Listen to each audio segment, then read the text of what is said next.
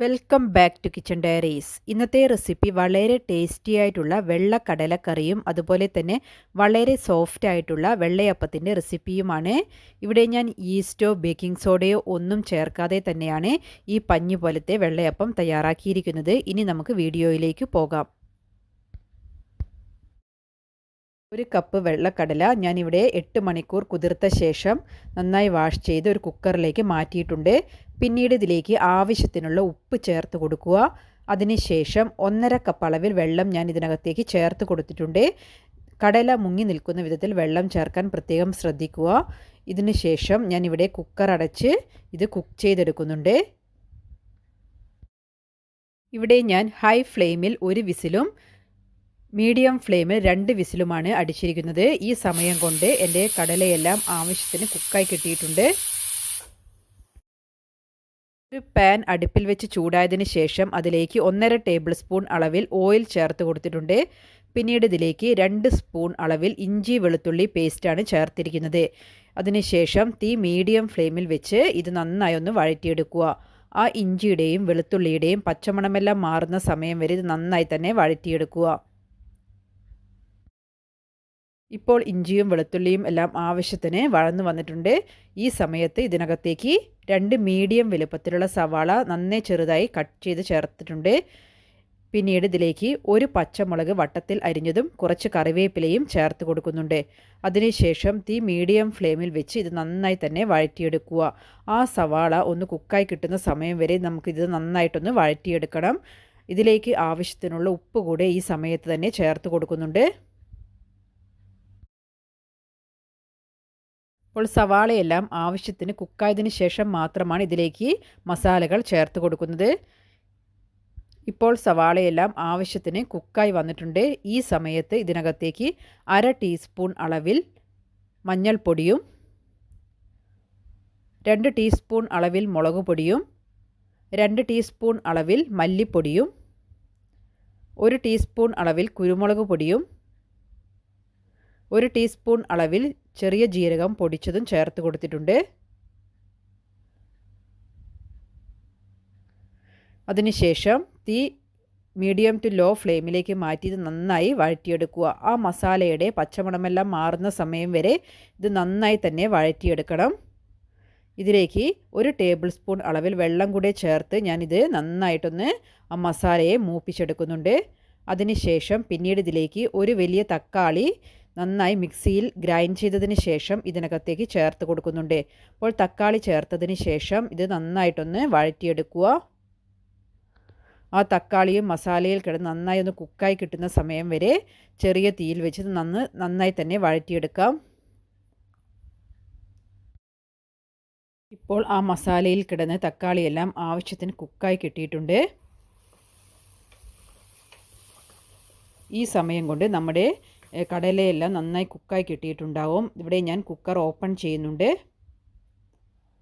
അതിനുശേഷം കടല നമുക്ക് ഒരു സ്പൂൺ ഉപയോഗിച്ച് കോരി നോക്കാം.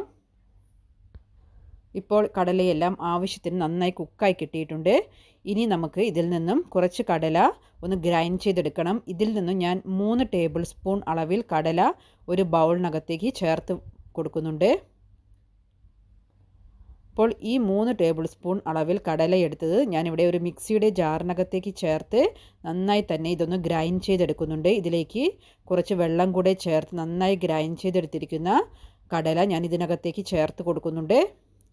അപ്പോൾ കടല ഇങ്ങനെ അരച്ചൊന്ന് ചേർത്ത് കൊടുത്തു കഴിഞ്ഞാൽ ആ ഗ്രേവിക്ക് നല്ല തിക്നെസ്സും നല്ലൊരു ടേസ്റ്റും കിട്ടുന്നതാണ്. അപ്പോൾ നല്ല കുറുകിയിരിക്കുന്ന ഒരു വെള്ളക്കടലക്കറി തന്നെ നമുക്ക് തയ്യാറാക്കാൻ പറ്റുന്നതാണ്. അപ്പോൾ തീ മീഡിയം ഫ്ലെയിമിൽ വെച്ച് ഇത് നന്നായിട്ടൊന്ന് ഇളക്കിയെടുക്കുക. അപ്പോൾ ഇത് നന്നായി തിളയ്ക്കുന്ന ഒരു സമയത്ത് ഇതിനകത്തേക്ക് ബാക്കിയുള്ള കുക്ക് ചെയ്ത കടല ചേർത്ത് കൊടുക്കുക. അപ്പോൾ കടല ചേർത്തതിന് ശേഷം നന്നായി ഒന്ന് ഇളക്കിയിട്ട് കൊടുക്കുക. ഇതിനിടയ്ക്ക് ഞാനൊരു 1/2 ടീസ്പൂൺ അളവിൽ ഗരം മസാല ചേർത്ത് കൊടുത്തിരുന്നു. ആ ക്ലിപ്പ് എന്നോട് കാണിക്കാൻ വിട്ടുപോയതാണ്.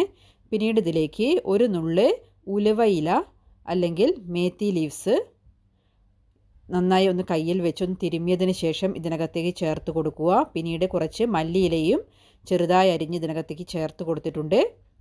ഇപ്പോൾ നമ്മുടെ വളരെ സ്വാദിഷ്ടമായ വെള്ളക്കടലക്കറി ഇവിടെ തയ്യാറായിട്ടുണ്ട്. ഇനി ഇതിന് വേണ്ട അപ്പം കൂടി നമുക്ക് തയ്യാറാക്കിയെടുക്കണം. ഇത് പൂരിക്കും അപ്പത്തിനും ചപ്പാത്തിക്കും എല്ലാം നല്ലൊരു കോമ്പിനേഷനാണ്. ഇനി നമുക്ക് അപ്പം തയ്യാറാക്കാൻ വേണ്ട ഇൻഗ്രീഡിയൻസ് നോക്കാം. വെള്ളയപ്പം തയ്യാറാക്കാൻ ഞാനിവിടെ 1.5 കപ്പ് പച്ചരിയാണ് എടുത്തിരിക്കുന്നത്. 1.5 കപ്പ് പച്ചരി ഞാനിവിടെ ഒരു ബൗളിനകത്തേക്ക് ചേർത്തതിന് ശേഷം നന്നായി വാഷ് ചെയ്ത് ഇവിടെ ഞാൻ കുതിർത്ത് വെക്കുന്നുണ്ട്. ഇവിടെ ഒരു 4-5 മണിക്കൂർ സമയം കുതിർത്തതിന് ശേഷമാണ് ഞാൻ അരി അരച്ചെടുക്കാൻ വേണ്ടി വെള്ളമെല്ലാം ഊറ്റി എടുത്തിരിക്കുന്നത്. ഇത് ഒരു മിക്സിയുടെ ജാറിനകത്തേക്ക് ചേർത്ത ശേഷം നന്നായിട്ട് തന്നെ ഗ്രൈൻഡ് ചെയ്തെടുക്കണം. ഇതിലേക്ക് ആവശ്യത്തിനുള്ള വെള്ളം മാത്രം ചേർത്ത് ഇതൊന്ന് നന്നായി ഗ്രൈൻഡ് ചെയ്തെടുക്കുക. അപ്പോൾ അധികം ലൂസായ കൺസിസ്റ്റൻസിയിൽ അരച്ചെടുക്കേണ്ട ആവശ്യമില്ല. കുറച്ച് തിക്കായി തന്നെയാണ് ഞാനിവിടെ അരച്ചെടുത്തിരിക്കുന്നത്. പിന്നീട് മിക്സിയുടെ ജാറിനകത്തേക്ക് 1 കപ്പ് അളവിൽ ചിരകിയ തേങ്ങയും 1/2 കപ്പ് അളവിൽ ചോറും ചേർത്തിട്ടാണ് അരച്ചെടുക്കുന്നത്. ഇത്രയും ചേർത്ത ശേഷം ഇതിലേക്ക് ആവശ്യത്തിനുള്ള വെള്ളം ചേർത്ത് ഇത് നന്നായിട്ട് തന്നെ ഗ്രൈൻഡ് ചെയ്തെടുത്തിട്ടുണ്ട്. അതുകൂടെ ഈ പാനിലേക്ക് ചേർത്ത് കൊടുക്കുക. അതിനുശേഷം രണ്ടും കൂടെ നന്നായി തന്നെ മിക്സ് ചെയ്തെടുക്കുക. നിങ്ങൾക്ക് അരിയും തേങ്ങയും ചോറും എല്ലാം ഒന്നിച്ച് തന്നെ അരച്ചെടുക്കാവുന്നതാണ്. അപ്പോൾ നന്നായി മിക്സ് ചെയ്തതിന് ശേഷം പിന്നീട് ഇതിലേക്ക് തേങ്ങാവെള്ളമാണ് ചേർത്ത് കൊടുക്കുന്നത്. തേങ്ങാവെള്ളം പുളിപ്പിച്ചെടുത്തിരിക്കുകയാണ്. ഒരു തേങ്ങയുടെ വെള്ളത്തിലേക്ക് 1 ടേബിൾ സ്പൂൺ അളവിൽ പഞ്ചസാര ചേർത്തതിന് ശേഷം നന്നായി മിക്സ് ചെയ്തതിന് ശേഷം ഒരു 15 മണിക്കൂർ സമയം ഞാൻ പുറത്ത് വെച്ചിരുന്നതാണ്. ആ പുളിച്ച തേങ്ങാവെള്ളമാണ് ഞാൻ ഇതിലേക്ക് ഈസ്റ്റിനും സോഡാപ്പൊടിക്കും പകരമായി ചേർത്ത് കൊടുത്തിരിക്കുന്നത്. അതിനുശേഷം ഈ മിക്സ് നന്നായി മിക്സ് ചെയ്തതിന് ശേഷം നമ്മൾക്കിവിടെ മൂടി വെക്കാം. അടച്ചു വെക്കുന്നതിന് മുൻപായി ഒരു ബൗളിനകത്തേക്ക് 1 ടീസ്പൂൺ അളവിൽ വെളിച്ചെണ്ണയും 1 ടീസ്പൂൺ അളവിൽ പഞ്ചസാരയും ചേർത്ത് മിക്സ് ചെയ്തതിന് ശേഷം ഇതിനകത്തേക്ക് ചേർത്ത് കൊടുക്കുന്നുണ്ട്. ഇങ്ങനെ ചേർത്ത് കൊടുക്കുന്നത് അപ്പം നല്ല സോഫ്റ്റായി കിട്ടുന്നതിന് സഹായിക്കും. അപ്പോൾ ഇത് ചേർത്തതിന് ശേഷം നന്നായി തന്നെ മിക്സ് ചെയ്തെടുക്കുക. അപ്പോൾ കൂട്ട് നന്നായി മിക്സായി കിട്ടിക്കഴിഞ്ഞതിന് ശേഷം ഇത് കവർ ചെയ്ത് 8 മണിക്കൂർ സമയം പൊങ്ങാനായി മാറ്റി വെക്കുന്നുണ്ട്. അപ്പോൾ നിങ്ങൾ രാവിലെ വെള്ളയപ്പം ചുടാനാണെങ്കിൽ നിങ്ങൾ തലേന്ന് തന്നെ അരി അരച്ച് വെച്ചതിന് ശേഷം രാവിലെ നിങ്ങൾക്ക് വെള്ളയപ്പം തയ്യാറാക്കാവുന്നതാണ്. ഇപ്പോൾ മാവെല്ലാം ആവശ്യത്തിന് പൊങ്ങി വന്നിട്ടുണ്ട്. ഇതിലേക്ക് ആവശ്യത്തിനുള്ള ഉപ്പ് കൂടെ ഈ സമയത്ത് ചേർത്ത് കൊടുക്കുക. ആവശ്യത്തിനുള്ള ഉപ്പ് ചേർത്തതിന് ശേഷം ഇത് മിക്സ് ചെയ്തെടുക്കുക. അപ്പോൾ ഇത് നന്നായി ഉപ്പെല്ലാം മിക്സ് ആയതിന് ശേഷം ഒരു അരമണിക്കൂർ സമയം കൂടെ ഞാനിവിടെ അടച്ചു വെക്കുന്നുണ്ട്. മണിക്കൂറിന് ശേഷമാണ് ഞാൻ മാവെടുത്ത് അപ്പം ചുട്ടെടുക്കുന്നത്. അപ്പോൾ മീഡിയം ഫ്ലെയിമിൽ വെച്ച് ഓരോ തവി മാവ് ഒഴിച്ച് നമുക്ക് അപ്പം ചുട്ടെടുക്കാവുന്നതാണ്. അപ്പോൾ അപ്പം ചുട്ടെടുക്കുന്ന സമയത്ത് നോൺ സ്റ്റിക്ക് പാത്രത്തിൽ കൂടുതൽ ഫ്ലെയിം കൂട്ടി വെച്ചുകൊണ്ട് അപ്പം ചുടാൻ പാടില്ല. ഒരു മീഡിയം ഫ്ലെയിമിൽ വെച്ച് വേണം നമ്മൾ അപ്പം ചുട്ടെടുക്കാൻ. അപ്പോൾ മാവ് ഒഴിച്ച് ചുറ്റിച്ചതിന് ശേഷം കുറച്ച് സമയം ബബിൾസ് വരുന്ന സമയം വരെ വെയിറ്റ് ചെയ്തതിന് ശേഷം ഇത് കവർ ചെയ്ത് ഓരോ അപ്പമായി നമുക്ക് ചുട്ടെടുക്കാവുന്നതാണ്.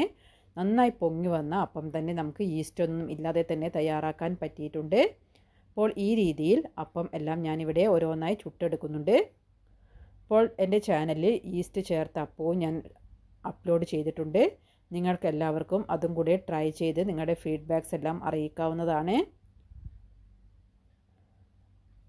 അപ്പോൾ നിങ്ങൾക്ക് ഈ വീഡിയോ ഇഷ്ടമായാൽ ലൈക്ക് ചെയ്യുക, ഷെയർ ചെയ്യുക, സബ്സ്ക്രൈബ് ചെയ്യുക. Thank you for watching.